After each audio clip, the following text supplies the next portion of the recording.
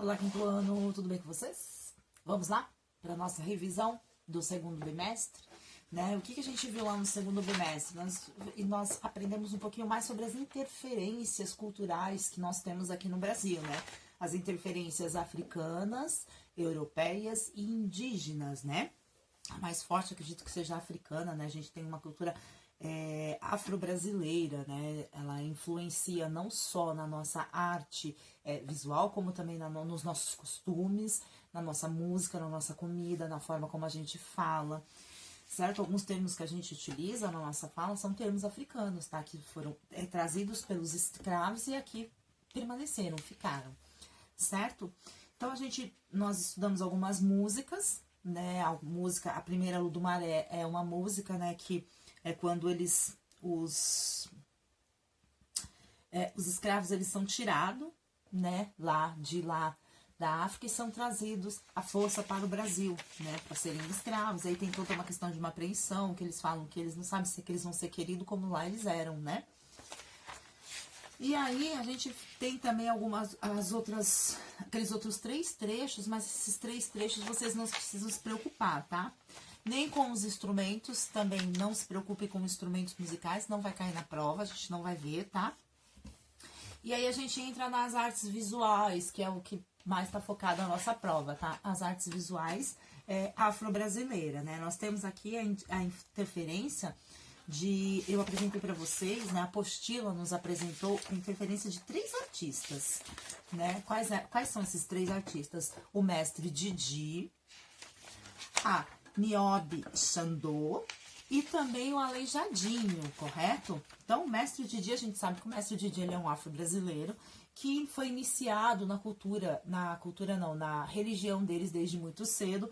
Então, o mestre Didi tem toda uma questão a arte dele é uma questão meio que ritualística. É uma arte fortemente ligada à religião dele, né? Tanto que na arte dele, ele só usa elementos naturais, elementos que são extraídos da natureza, como, por exemplo, a palha, os búzios, as cores também é uma representação africana, também são tons fortes, como o vermelho, o azul, o amarelo, né?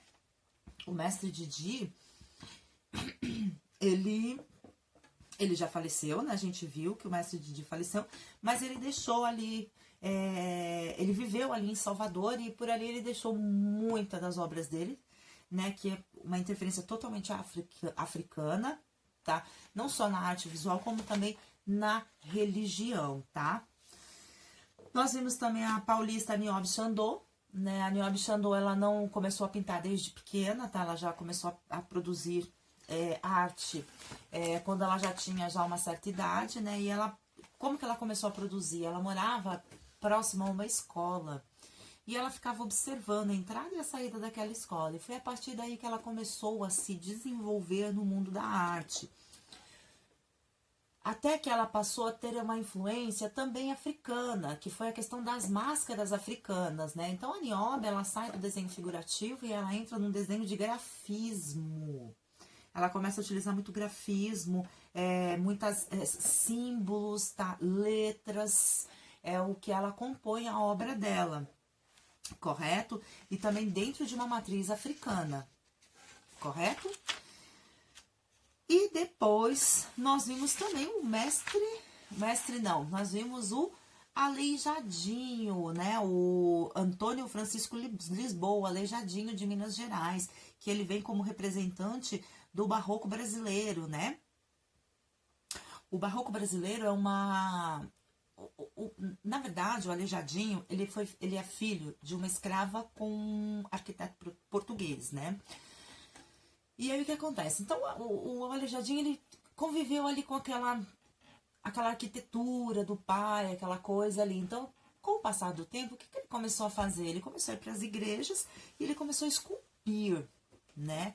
E nessa época, junto com os portugueses, eles trouxeram o barroco europeu, né? E só que o que o Aleijadinho fez? O Aleijadinho, ele usou a interferência dele africana, que seria brasileira, para poder transformar esse barroco numa coisa que fosse mais próximo da nossa realidade de artes, né?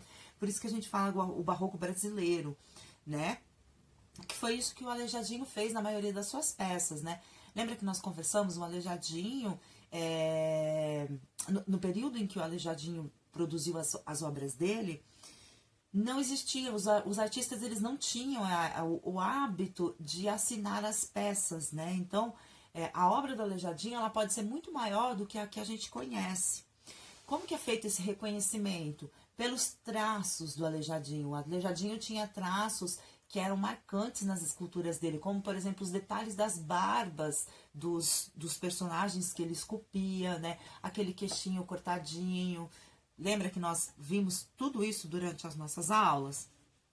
Então, e o Aleijadinho, ele tem, assim, ele tem muita obra de arte, mas lá pro lado de Minas Gerais, né?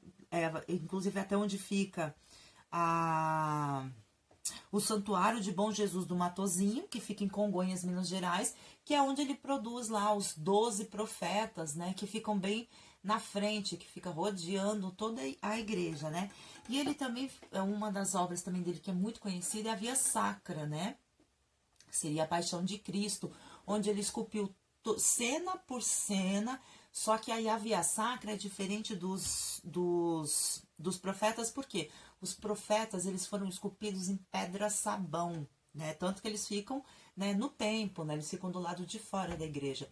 Já a Via Sacra, a Paixão de Cristo, ela foi esculpida em madeira, tá? Mas todas as estátuas, elas têm quase que tamanho natural, né? Tamanho real de uma pessoa mesmo, de verdade, né? E o Aleijadinho, né, o próprio nome dele já diz, Aleijadinho. Por quê? Porque ele sofreu com uma doença que até hoje ninguém sabe direito como foi. Naquela época a gente não tem muito documento do que acontecia com as pessoas, né? Eles não tinham muito esse hábito de documentar. Então a gente não sabe direito qual foi a doença que o Aleijadinho teve, que foi uma doença degenerativa, que foi fazendo com que os nervos dele fossem se atrofiando, né? Cada vez mais, até que chegou um ponto que o Aleijadinho já não andava mais, ele perdeu todos os dedos dos pés, perdeu alguns dedos da mão, né? O rosto dele se deformou, né? E as últimas esculturas que ele fez, ele tinha 2 escravos que trabalhavam com ele. Os escravos amarravam os instrumentos na mão dele para que ele pudesse esculpir, porque ele já não conseguia mais segurar, né?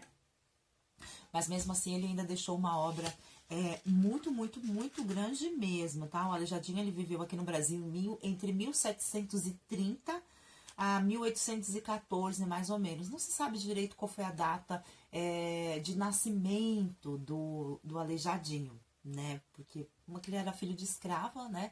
Mesmo que ele tinha lá a influência do pai europeu, mas ele nunca chegou a ser reconhecido como filho dele, né?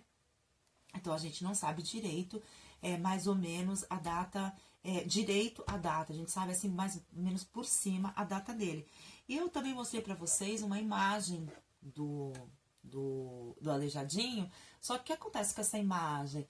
Essa imagem, os historiadores supõem que seja do Aleijadinho. Por quê? Porque aquela imagem foi encontrada numa igreja, em uma das igrejas onde o Aleijadinho tinha muitas obras, e ninguém sabia quem era aquela pessoa. Então eles atribuíram aquele retrato, que foi um retrato desenhado, né? Porque naquela época não existia fotografia, foi um retrato desenhado, e aí ele foi atribuído ao Aleijadinho. Correto, gente?